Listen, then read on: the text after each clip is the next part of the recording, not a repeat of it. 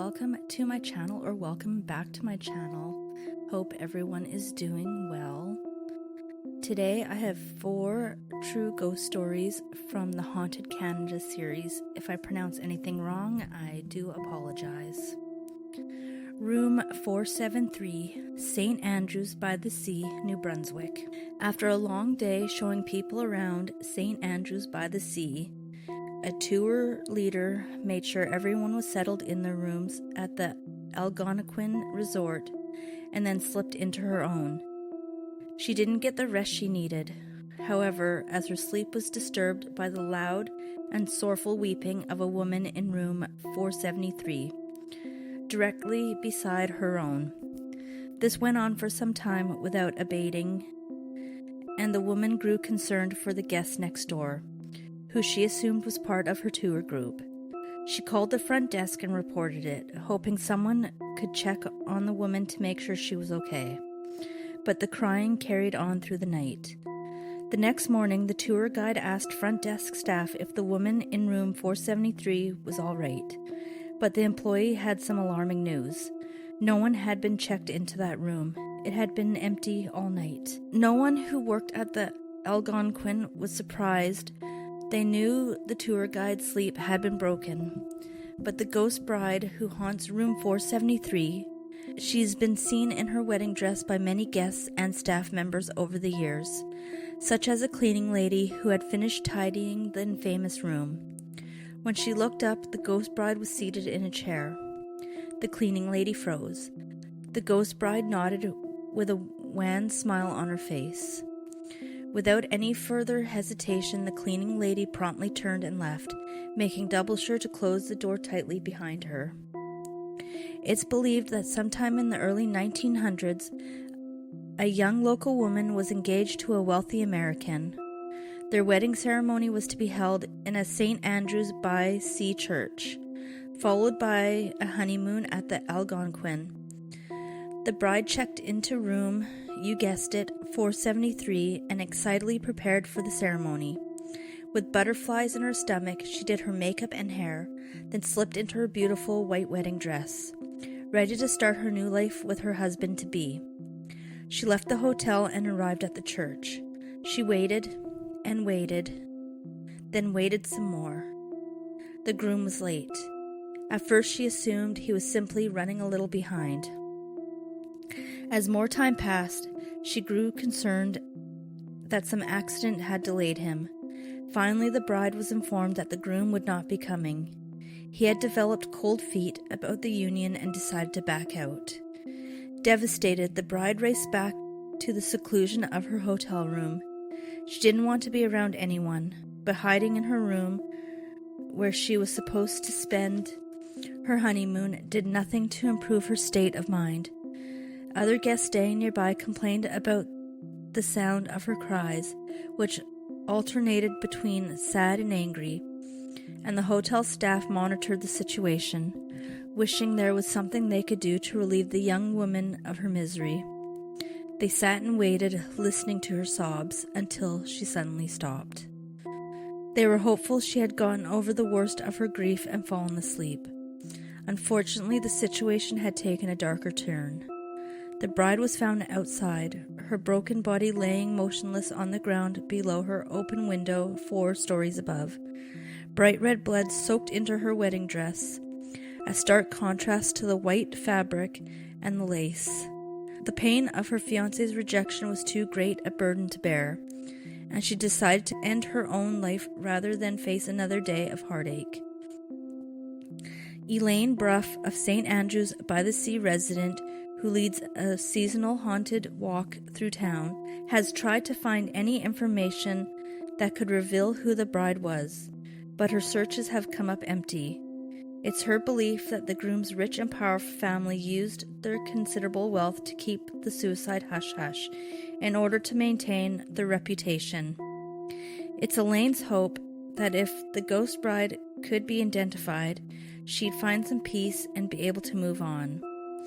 For the time being, the mystery remains, as does the midnight wailing heard in room 473. The Night Shift, Winnipeg, Manitoba.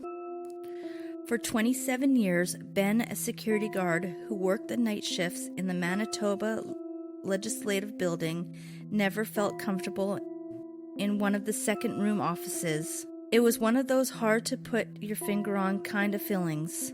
Although it defied explanation, Ben described a general sense that he was out of place, unwelcome, unwanted. Late one evening, Ben found out why. Several mediums who were visiting the building, nicknamed The Ledge, gave him some unsettling news.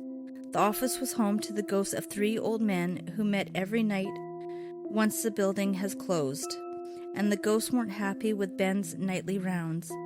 They informed the mediums that the frequent interruptions were a nuisance. The spirits demanded that Ben knock on the door before entering.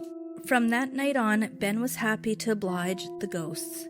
He knocked on the office door, and the odd, hard-to-explain feeling he felt inside the office gone. There is only one confirmed death to have occurred in the building.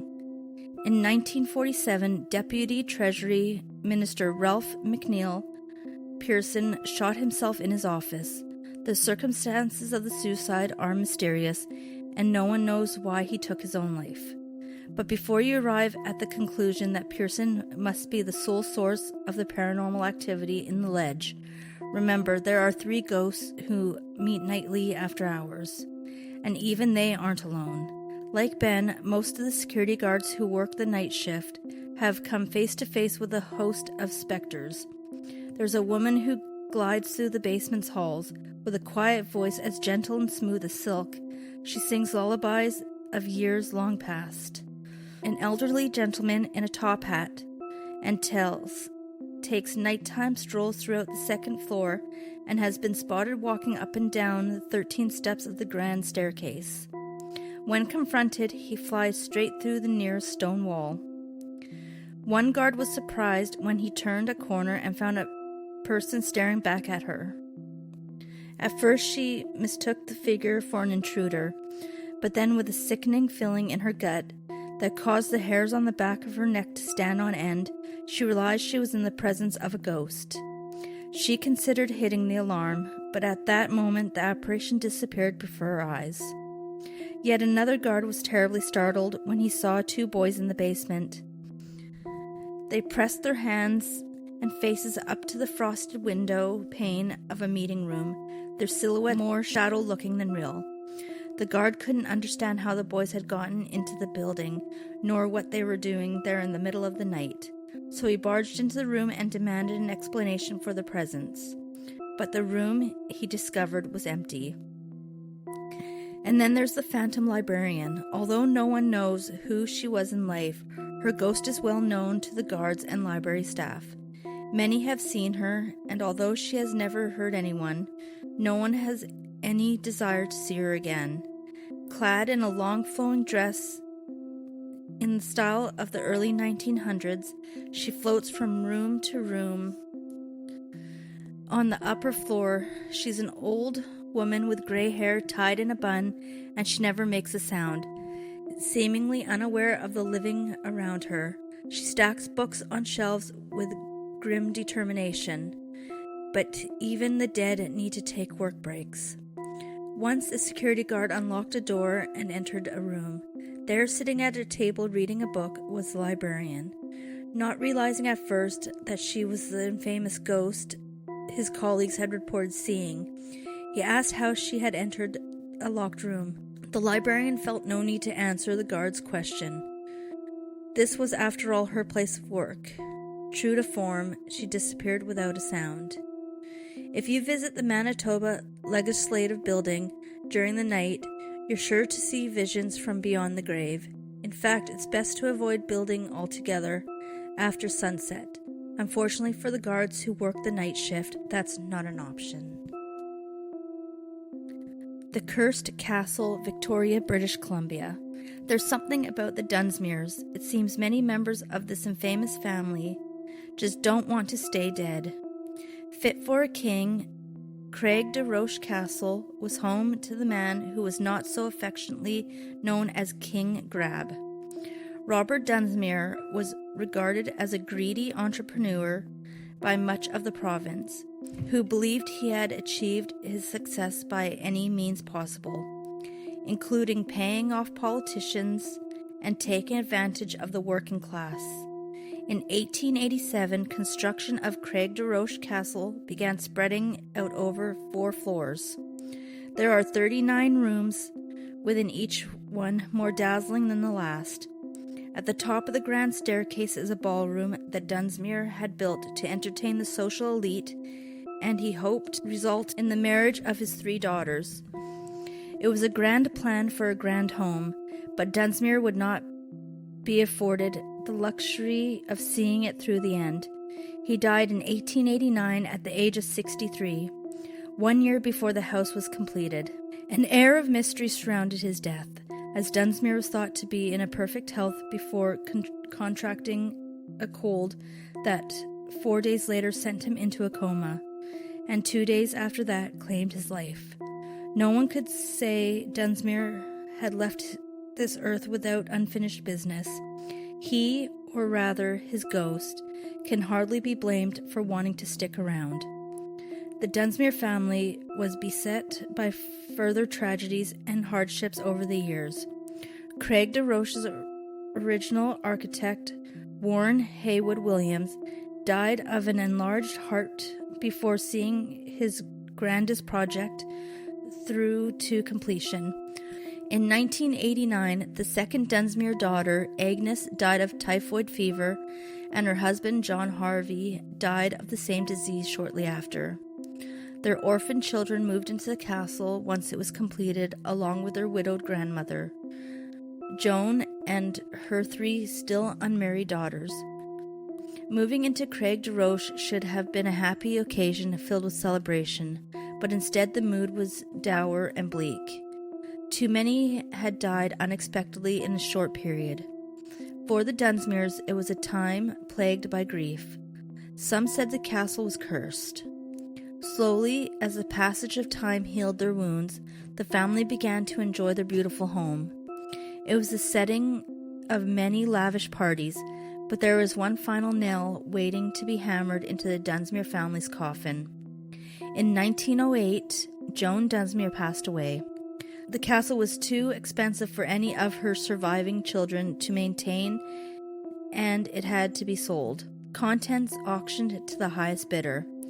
The mansion passed through many hands until 1979, when the Castle Society, a group dedicated to preserving Craigduroche's history and operating it as a museum, took possession and began restoring the building to its former glory.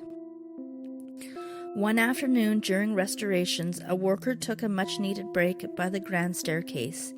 He sat in a comfortable chair after lunch and allowed his mind to wander, but nearly toppled over when he looked at the stairs.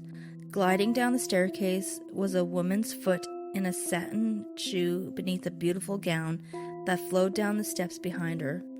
The foot descended the stairs as if in slow motion, but no other foot ever appeared, nor did the rest of the woman.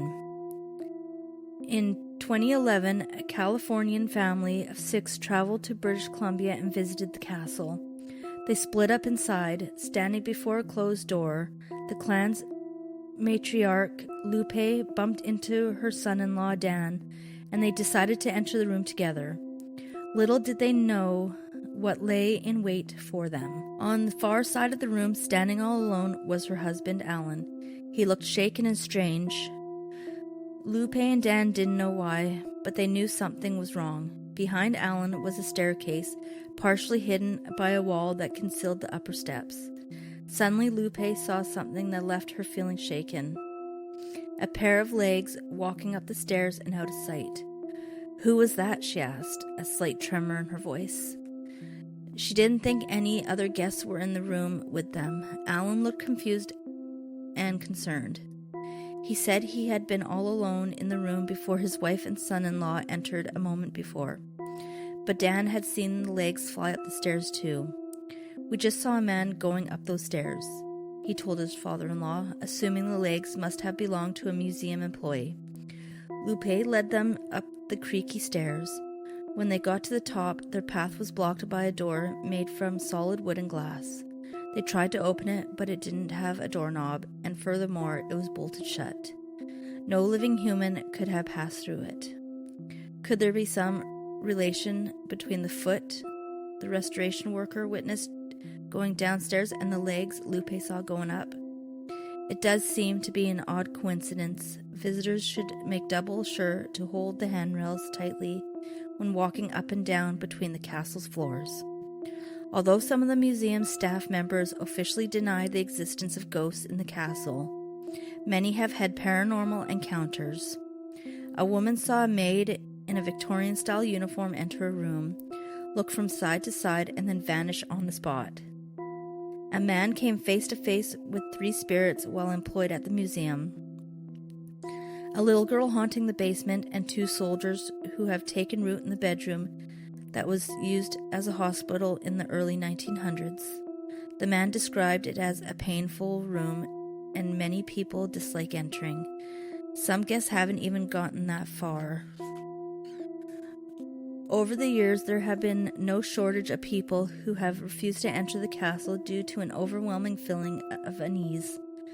Those who do stay and explore, Craig DeRoches, have walked through intense cold spots on warm summer days, seen some of the artifacts levitate, been pushed from behind when all alone, and heard the faint sobs of an unseen child in the halls. It's common for guests to smell the strong aroma of burning candles coming from Joan's room, despite the fact that none have been lit. It's said that Joan loved aromatic candles and lit them each and every day. Perhaps she still does. And then there's the piano. The Dunsmuir Steinway grand piano is played throughout the year during special recitals for large crowds who enjoy the old-timey jazz and beautiful Christmas melodies. But it's not only used during the museum's open hours. Once night has fallen and the castle is locked up, the piano often comes to life and plays on its own. The music is sad and haunting, and many believe Robert Dunsmuir himself is playing his beloved Steinway in the house he never had the luxury of inhabiting, except, of course, in his afterlife. The Bog Wraiths, Pelly Crossing, Yukon. Deep in the heart of the Yukon, 4 angry men lurk in the bogs. They spend their time, and they have plenty of it, prowling this barren and bleak landscape, hiding behind gnarled shrubs and trees. They don't take kindly to intruders, particularly of the living and breathing variety. Fortunately for anyone who should inadvertently cross these men in the middle of the night, they have a 5th companion, a young girl who takes pity on travelers passing through their bog. If not for her, well, there's no telling what the men might do. Between Whitehorse and Dawson City lies the small community of Pelly Crossing. It's an extremely cold area with average temperature dropping out at 12.7 Celsius in August and record lows of minus 60 Celsius in winter. The land doesn't get warm enough in the summer to fully thaw, and therefore it doesn't completely drain of water when the winter snow melts, absorbing it beneath a spongy surface that resembles grass instead. This creates a bogland known as muskeg that's particular to the far north, and it can be nasty, treacherous stuff. One minute you're walking on solid ground, the next you're slogging through a seemingly endless sea of waist-deep water and muck. This bizarre, unearthly-looking landscape has been known to swallow animals as big as moose, drowning them below the surface with no chance of escape. Even those familiar with the safest paths to tread can find themselves in peril if they're not always vigilant. Jerry, a prosecutor who knew the bogland well, found himself in a tricky situation one day while trekking through them. The evening was growing old, the light had faded, and he couldn't see the ground he and his old dog Max were walking on. Suddenly he sank into the ground and had to struggle to free his feet. He tried to find a way out of the deep muskeg, but every which way he turned only made things worse. Finally, just as the sunlight had completely extinguished and Jerry could barely see 5 feet in front of his face. He climbed a small mound of solid ground with one lonely tree growing from it, for him to lean against with some of the tree's small, weather-beaten branches. He was able to build a fire to warm his hands. Max curled up in his lap, and Jerry rubbed the dog's belly, happy not to be alone in the wilderness. As he sat and contemplated his next move, Jerry's eyes began to droop and he slipped into a jittery sleep. Sometime later, Jerry was awoken by the sound of Max growling. The dog was clearly agitated by something. His teeth were bared and his stance was tense and rigid. He was looking intently at something in the dark. But what? Jerry couldn't make it out, but then he heard it. A short distance away in the bog, their pale skin glowing in the dying firelight, stood 4 men and a young girl. The strangers were arguing in a language Jerry didn't recognize, but their words were laced with rage. It was clear that the men's anger was directed at Jerry, but the girl was pleading with them not to do anything rash.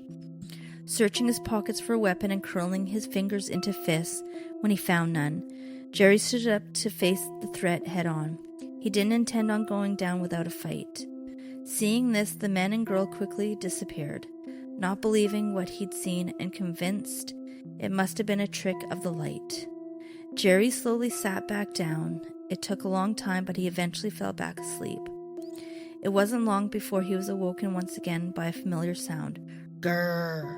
Max was growling at the same spot in the bog. Jerry rubbed his eyes and saw the men had returned. This time they weren't so easily spooked. The men yelled and cursed at Jerry threateningly, not to be intimidated, not even by 4 angry ghosts. Jerry stood up and yelled back.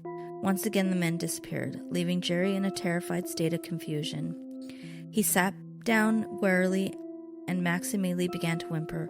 Looking at the direction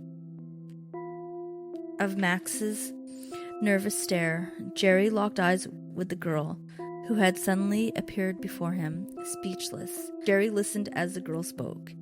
She warned him that he was in a dangerous predicament and gave him detailed instructions to navigate the muskeg back to safety. Without waiting for Jerry to reply, she faded away gently like smoke on a soft breeze. When the sun rose early the next morning, Jerry was thankful to be rid of the ghosts, but was still stuck in the middle of the bog. Even in full daylight, he couldn't see a clear path, so with nothing to lose, he followed the girl's directions with Max close at his heels. Much to his surprise and relief, the ghost had led him true, and he was soon found his way back on firm ground. He would never feel truly at ease trekking through the muskeg north of Pelly Crossing again. It's believed that the men are part of a large Serbian family who in 1874 passed through Fort Edmonton, Alberta on their way to the Yukon River, but were never seen nor heard from again. The story fits, since part of the expedition was a teenage daughter of the same age as the ghostly girl who guided Jerry out of an early grave. No one knows why the men are so aggressive toward people who find themselves in the bog after nightfall. One can only hope that the young girl chooses to remain with her family forever instead of abandoning them to follow her own direction out of the bog. Thank you for listening. If you like this type of content, please consider subscribing and liking to my channel, and I will see you on the next one.